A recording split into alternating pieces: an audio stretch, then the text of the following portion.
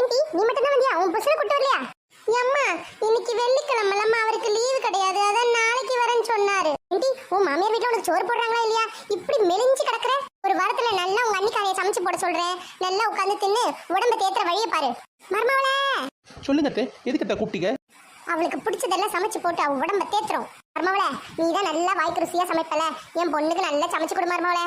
சரி தே, நான் சமைச்சு தரேன் தே. மருமவளே என் அவளுக்கு பிடிச்சதும் பார்த்தனா ஆட்டுக்கால் பாயா, ஆட்டுக்கால் சூப்பு, ஆட்டுக்கால் பிரியாணி, மட்டன் சுக்கா, chicken gravy, chicken fry, chicken குழம்பு, இறால், நண்டு, மீன் இருக்கிற எல்லாத்தையும் சமைச்சு போட்டு மருமவளே. சரிங்க அத்தை, நான் பாத்துக்கிறேன். அண்ணி இருங்க, நானும் வரேன், உங்களோட சேர்ந்து நானும் ஒத்தாசையா இருக்கேன். ஏன்டி மக்கா நீ உட்கார்ந்து ரெஸ்ட் எடு, எல்லாம் உங்க அண்ணி பாத்துப்பா. அம்மா நீ சும்மா இரு, எனக்கு தெரியும் இவ்வளவு பண்றதுக்கு அண்ணியால எப்படி முடியும். நானும் சேர்ந்து ஒத்தாசி பண்ணாதானே அவங்களுக்கும் வேலை ஈஸியா முடியும். அம்மா இப்படிதான் நிறைய வீட்டுல புரிஞ்சுக்காம சண்டை வருது.